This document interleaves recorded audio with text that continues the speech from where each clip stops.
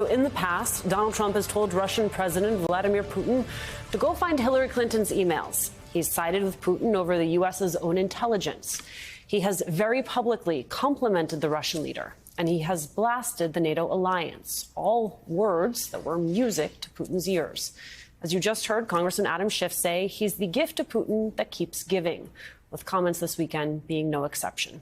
At a rally in South Carolina, Trump brought his NATO attacks to a whole new level, making comments that the White House called appalling and unhinged. Here is the likely GOP presidential candidate over the weekend. NATO was busted until I came along. I said, everybody's going to pay. They said, well, if we don't pay, are you still going to protect us? I said, absolutely not. They couldn't believe the answer. One of the presidents of a big country stood up and said, well, sir, if we don't pay and we're attacked by Russia, will you protect us? I said, you didn't pay? You're delinquent? He said, yes, let's say that happened. No, I would not protect you. In fact, I would encourage them to do whatever the hell they want. You got to pay. You got to pay your bills. Okay, so the reason we play that sound is because we want to talk about what we just heard. Pretty much the exact opposite of NATO's Article 5 commitment, which says an attack against one is an attack on all. Not only would Trump not protect an ally who he believes is not paying enough, but he would actively encourage Russia to go after them. NATO Secretary General Jens Stoltenberg slammed the former president's comments, quote, NATO remains ready and able to defend all allies. Any attack on NATO will be met with a united and forceful response. Any suggestion that allies will not defend each other undermines all of our security, including that of the U.S., and puts American and European soldiers at increased risk. Tom Nichols at The Atlantic writes this about the shockwaves of Trump's comments. Here in the United States, we've become accustomed to treating Trump like an angry child, ignoring his outbursts the way parents ignore a toddler who shouts threats and claims to hate mommy and daddy during tantrums. But other nations do not see an overaged juvenile. They see a man who once held the keys to the U.S. nuclear arsenal and who could once again become the commander-in-chief of the American military. They are watching him because they believe, as they should, that he is telling them exactly what he'll do if he returns to office. And that is where we start this hour with Admiral James Stavridis, NBC News chief international analyst and former Supreme Allied Commander of NATO. Admiral, I watched you shake your head throughout that entire introduction, and I understand why. So to put this Article 5 commitment in perspective, the first and only time it was invoked was after 9/11. And in an email exchange with the New York Times yesterday, the foreign minister of Poland reiterated that fact and said, Poland sent a brigade for a decade. We did not send a bill to Washington. How would turning our backs on our allies make them and the United States more vulnerable?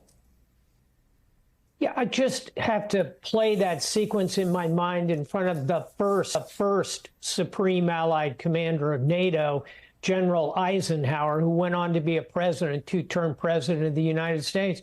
He would be appalled and astounded at language like that. It's so foolish and counterproductive. You know, Lisa, we've gone from Ronald Reagan standing up and saying, Mr. Gorbachev, tear down this wall. And he could do that because NATO won the Cold War. Now we hear a presidential candidate say, Mr. Putin, attack NATO, do whatever you want to them if they don't pay their dues.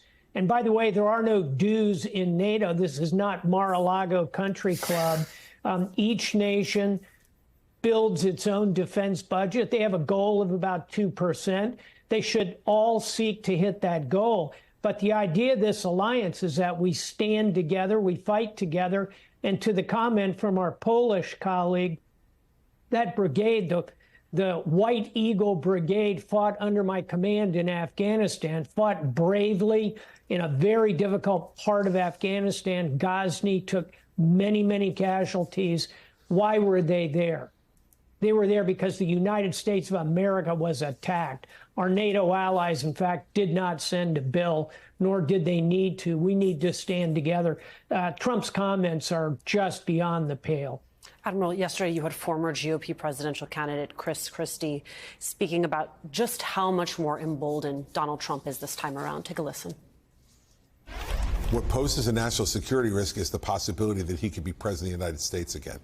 Yeah. That's what poses the national security risk, because we need to take him at his word, Kristen. And the fact is that As I've said earlier, Donald Trump, when he came into office in 2016, was scared. He was afraid to be president. He was afraid of mistakes he would make. He knew he was not ready. And so as a result, he listened to a lot of very good people around him, like General Mattis, General Kelly, and others, about these issues. In a second term, he would not. That is what we know, Admiral, right? That another Trump term would not have the same guardrails that the first one did. Given that context, what worries you most? Two things. Number one, an emboldened Putin, because part of this would be NATO, as Trump is withdrawing from it and Europe, therefore, is weakened, the support for Ukraine weakens. You could see a scenario in which Putin then sweeps across Ukraine, conquers it. Ukraine is full of oil, gas, wheat, corn, vast upcheck for Putin, and it emboldens him potentially to keep going. And then secondly, if we have a second Trump presidency and he pulls out of NATO and his policies are erratic, we won't get our European allies to come with us to help us, for example, fight Houthi pirates in the Red Sea, to challenge China in the South China Sea against their claims of territoriality over that entire vast body of water.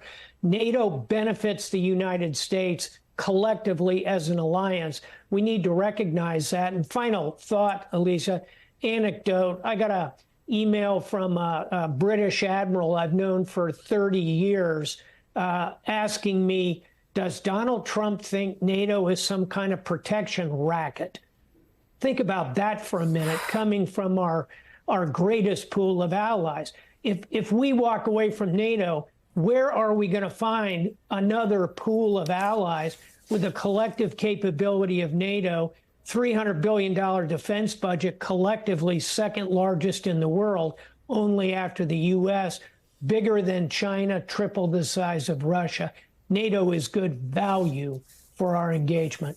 I should underscore here, though, Admiral, that Donald Trump is not in power, right? It is the risk of Donald Trump on the horizon that we all see. This administration, President Biden, how do they then reassure our allies given that potential threat? All they can do is what they have been doing since the day they came into office. And frankly, this plays to one of Joe Biden's strengths. People know him around the world. Long-term senator on the Foreign Relations Committee, obviously vice president for 8 years. When he came to NATO, when I was Supreme Allied Commander, he was able to literally walk around the big table. He knew everybody at the table. Those kind of personal reassurances will be helpful. But make no mistake, the Europeans are watching, they are worried, and that undermines all of our security.